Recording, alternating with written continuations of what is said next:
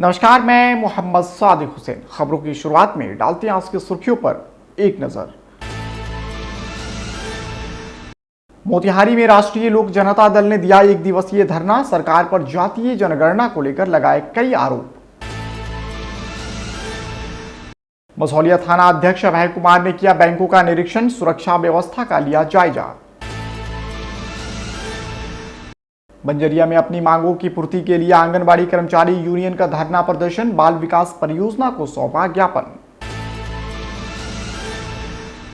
ढाका अंचल कार्यालय में राजस्व एवं विधि व्यवस्था समन्वय समिति की बैठक हुई संपन्न, दिए गए कई जरूरी दिशा निर्देश। नरकटियागंज में डीजल अनुदान का आवेदन रद्द, किसान के हस्ताक्षर के साथ अंकित नहीं थी तारीख, किसान ने जिला कृषि व लोक निवारण में किया शिकायत। महात्मा गांधी केंद्रीय विश्वविद्यालय के पहले दीक्षांत समारोह में विशेष परिधान में नजर आएंगे फैकल्टीज के साथ साथ छात्र छात्राएं, विश्वविद्यालय द्वारा जारी किया गया गाइडलाइन। बंजरिया प्रखंड के सीओ ने अग्नि पीड़ितों को दिया सरकारी सहायता राशि का चेक, पिछले दिनों हुई आगलगी की घटना में 4 लोगों के घर जलकर हो गए थे खाक। और अंतर्राष्ट्रीय बालिका दिवस के अवसर पर आर्या विद्यापीठ स्कूल के बच्चों के बीच म्यूजिकल चेयर ड्राइंग प्रतियोगिता के साथ साथ खो खो प्रतियोगिता का भी हुआ आयोजन।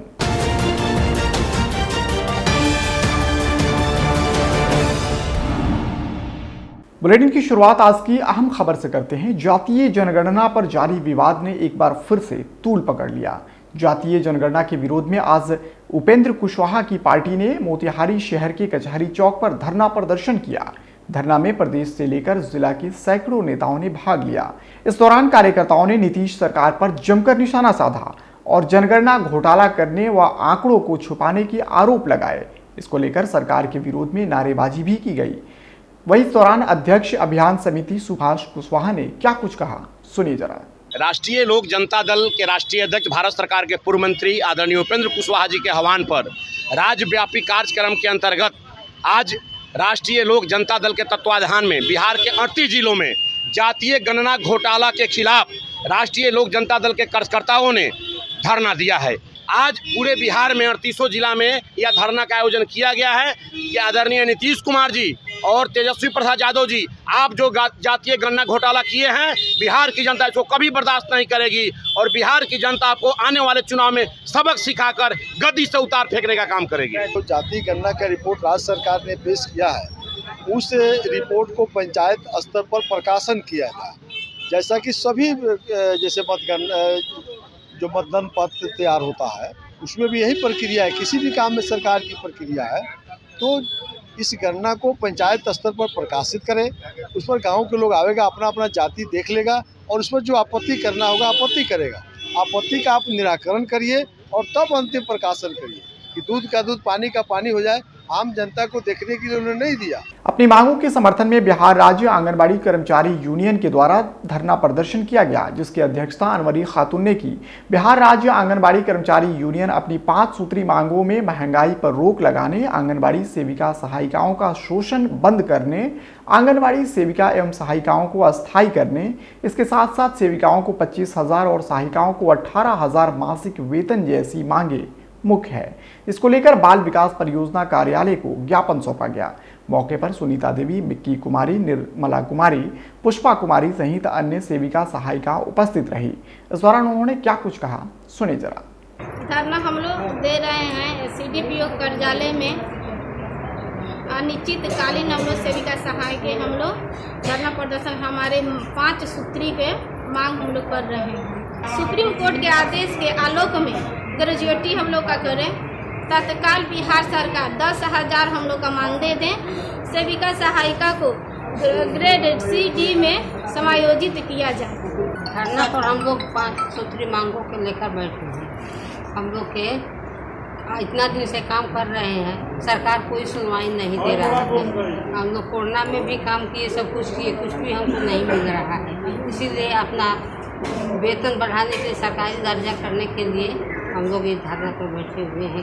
आंगनबाड़ी सेविका जन्म से लेकर मतलब मृत्यु तक काम करती है, उनको सिर्फ 6,000 दिया जाता है। उसमें तो 12-13 हजार को सहार कर दिए गए हैं। तो इसमें 40 बच्चे खाएंगे या 20 गर्भधात्री महिला को दिया जाएगा। मेरा नाम हुआ बबीता देवी। हम सारे सेविका बहनों का स्वागत करती हूँ और हमारी 5 सूत्रीय मांग है, वो सरकार हमारी मांग मान नहीं रहे हैं। 5950 रुपये हमारी मानदेय मिलती है, उससे हमारा क्या होता है?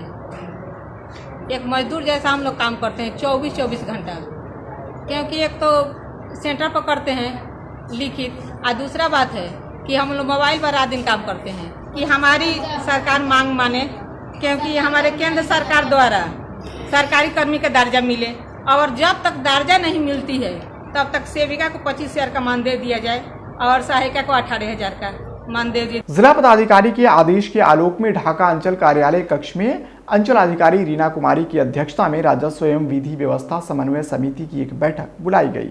इस संदर्भ में अंचल अधिकारी रीना कुमारी ने जानकारी देते हुए बताया कि बैठक बुलाने का मुख्य उद्देश्य थाना क्षेत्र के अति संवेदनशील मामलों को चिन्हित कर पदाधिकारी को सूचना देना है।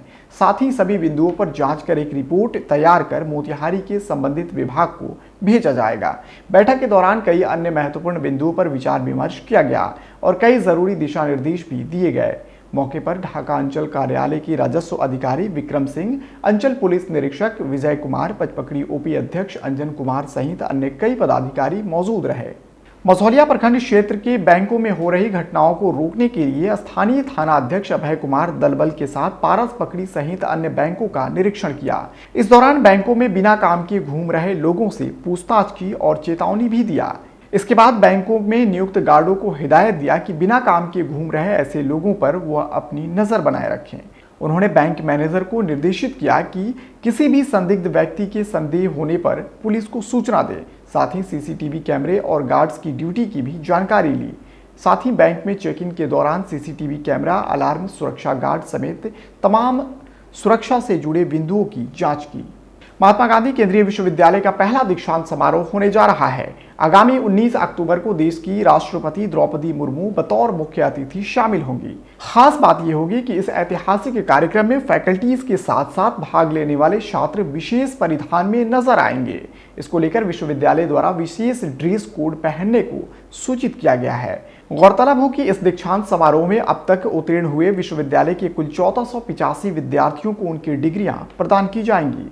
कार्यक्रम के विशेष ड्रेस कोड में लड़कों के लिए जहां सफेद कुर्ता पजामा पहनने को सूचित किया गया है, तो वहीं लड़कियों के लिए ऑफ वाइट साड़ी लाल पार के साथ परिधान स्वरूप निर्धारित किया गया है, जो अलग अलग क्वालिटी, डिजाइन और दामों में उपलब्ध है।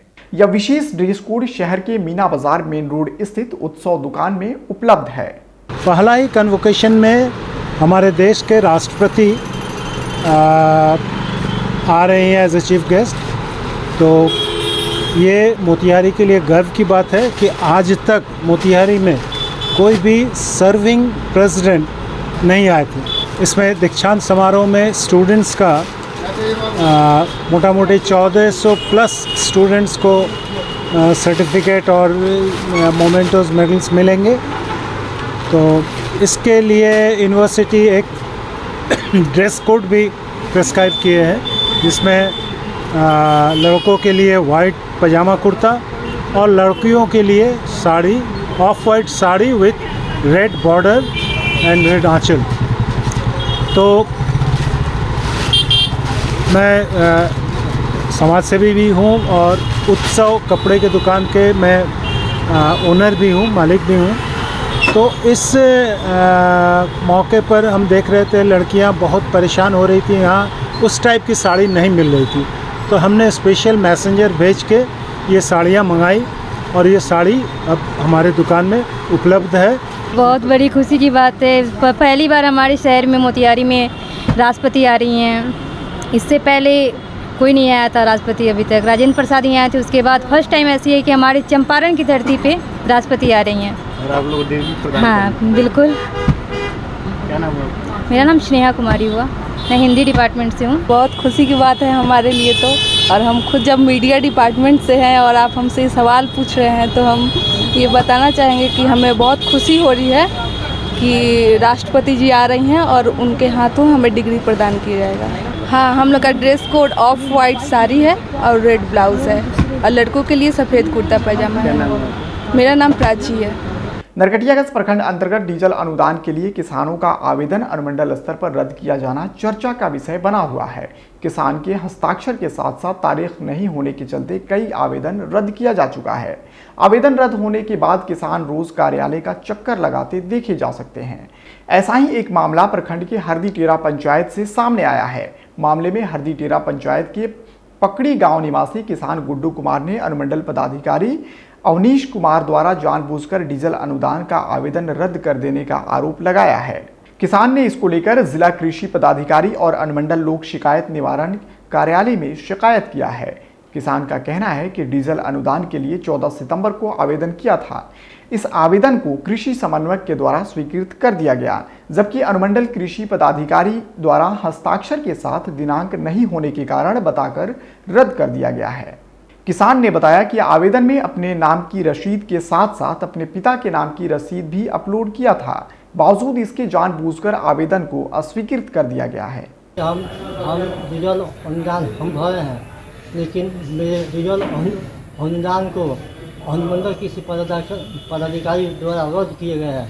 दिमाग से कारण है कि ये हम स्वयं आवेदन करता है और हम अपने नाम से और पिताजी के नाम से और दादाजी के नाम से रसीद लगाकर हम स्वयं आवेदन किए हैं, लेकिन अनुमंडल कृषि पदाधिकारी द्वारा मेरे आवेदन को बतईदार के समझ कर रद्द कर दिए गया है।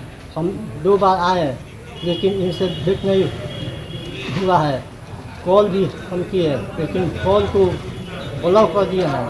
तब हम जाकर जिला कृषि पदाधिकारी में शिकायत हम दर्ज किए और लोग निवारण में केस किए उन पर कि हमारे जो आवेदन को क्यों रद्द कर रहे हैं, ये कारण बताया जाता है। बंजरिया प्रखंड क्षेत्र के 4 अग्नि पीड़ित परिवारों को अंचल अधिकारी मणि कुमार वर्मा के द्वारा सरकारी सहायता राशि का चेक के माध्यम से प्रदान किया गया। बताते चले कि प्रखंड क्षेत्र के ग्राम पंचायत राज सिसवा पूर्वी टोला गोखुड़ा समेत अन्य जगहों पर विगत दिनों अज्ञात कारणों से अग्निकांड की घटना हुई थी।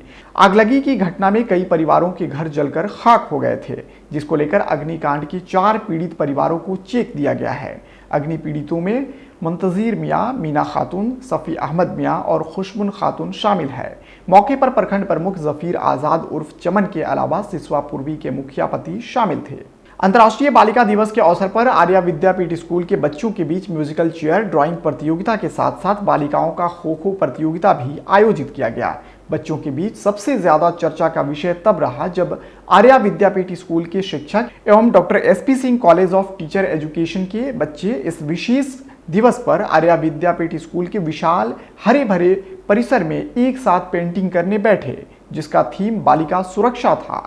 पेंटिंग का समय काफी कौतूहल वाला था।